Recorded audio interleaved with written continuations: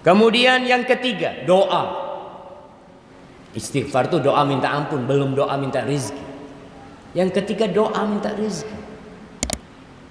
Di antara doa yang diajarkan oleh Nabi alaihi salatu wassalam, ana sering menyampaikan, kalau mau tidur jangan ingat dunia.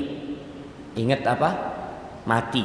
Doanya orang yang mau tidur apa? Bismikallahumma amutu wa ahya. Mati dan hidup.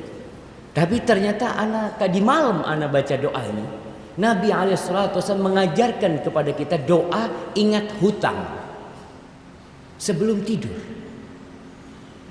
Kenapa? Karena kalau antum mati ninggalkan hutang, nggak selesai urusan antum. Nggak selesai. Maka antum perlu ingat hutang. Kalau perlu tulis wasiat. Kalau punya utang, mungkin anak-anaknya pada nggak tahu, hanya antum yang tahu, tulis wasiat. Bapak punya utang sama fulan, bapak punya utang sama fulan. Kenapa? Karena orang yang mati syahid semua dosanya diampuni kecuali hutang. Ini berkaitan dengan kematian.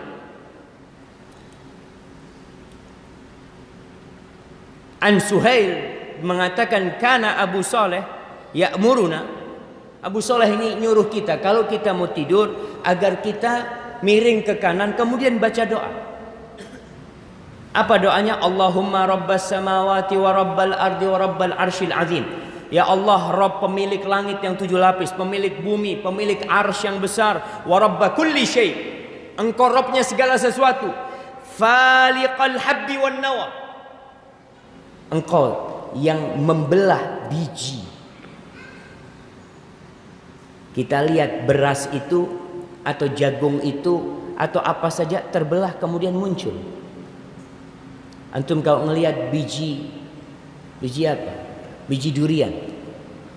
Dia tidak akan tumbuh kecuali terbelah dahulu. Siapa yang membuat dia terbelah? Allah, faliqal habbi wan nawa. Nawa itu kurma. Antum kalau lihat kurma itu keras. Beda sama biji rambutan. Masih bisa digoreng biji rambutan. Tapi biji kurma itu keras. Allah yang membelahnya kemudian muncul tunas. Faliqal habbi wan nawa wa munzilat Taurat wal Injil wal Furqan. Engkau yang menurunkan Taurat, yang menurunkan Injil dan menurunkan Al-Furqan, yakni Al-Qur'anul Karim. Lalu dia mengatakan a'udzubika min syarri kulli syai. Anta akhidun binasiyatihi. Aku berlindung kepadamu dari kejahatan segala sesuatu yang engkau yang memegang ubun-ubunnya dia. Allahumma antal awwal falaysa qablaka syai' wa antal akhir falaysa ba'daka syai'. Allah, engkaulah yang awal, tidak ada yang sebelummu.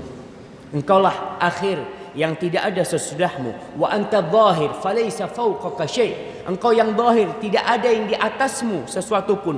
Wa antal batin falaysa dunaka syai'. Engkaulah al-batin yang di bawahmu tidak ada sesuatu pun. Lalu apa isi doanya?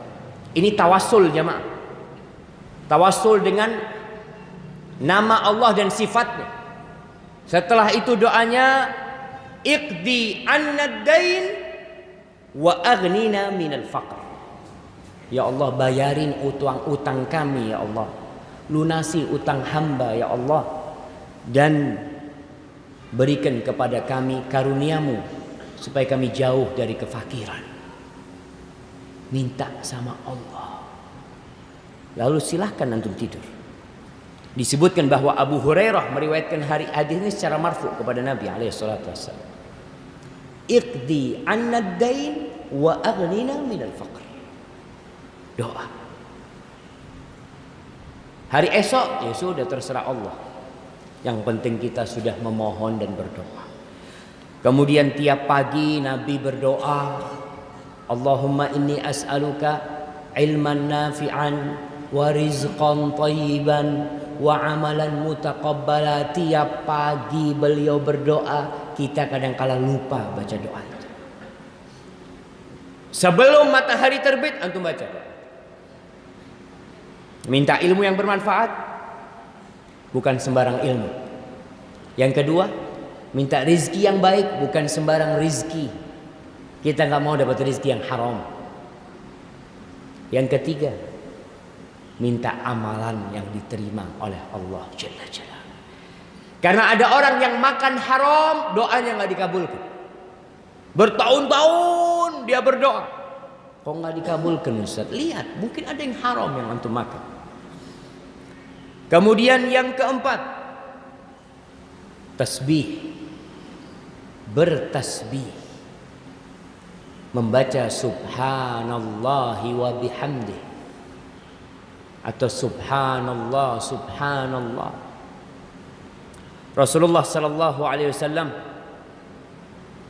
dalam hadis yang diriwayatkan oleh Imam Al-Hakim dan disahihkan oleh Syekh Albani, beliau mengatakan inna nabiyallah Nuhan sallallahu alaihi wa ala nabiyina wasallam, sesungguhnya Nabi Nuh alaihissalam ketika ajal datang menjemput beliau, qala libnihi, Nabi Nuh berpesan kepada anak-anaknya, inni qasun alaikal wasiyah, aku akan beri cerita kepadamu sebuah wasiat.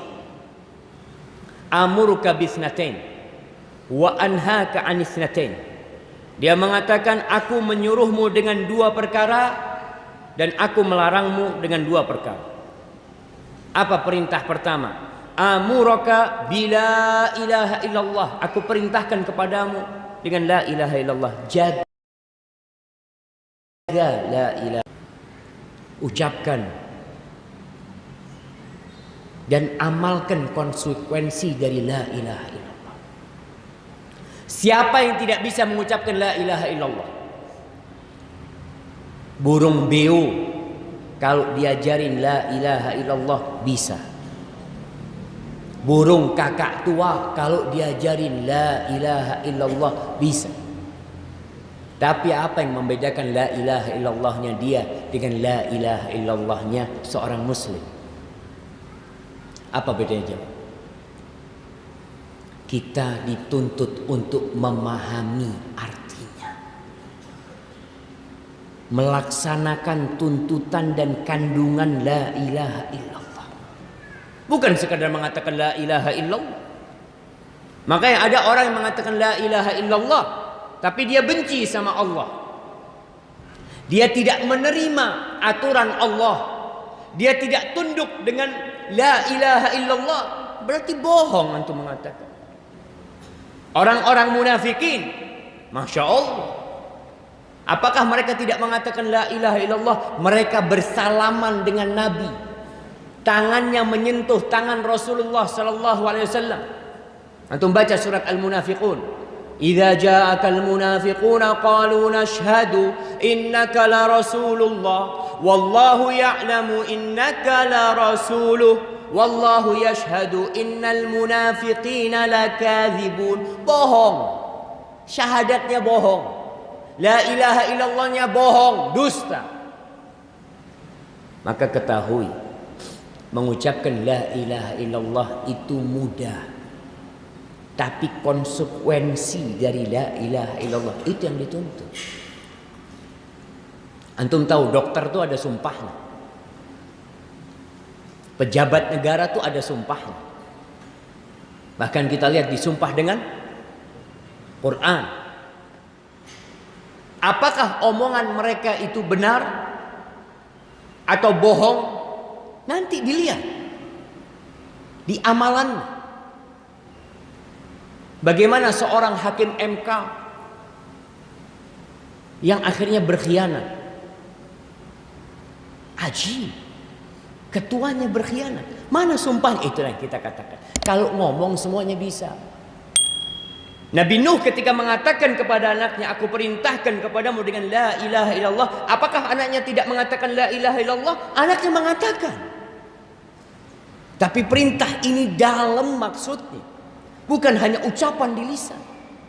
Aku perintahkan dengan la ilaha illallah. Fa inna samawat sab, sesungguhnya langit yang 7 lapis, wal aradin sab, dan bumi yang 7 lapis, law wudi'at fi kiffah, kalau ditaruh di daun timbangan yang satu, langit yang 7 lapis dengan bumi semuanya ditaruh di daun timbangan, dan la ilaha illallah ditaruh di timbangan yang satunya, malat bihinna la ilaha illallah.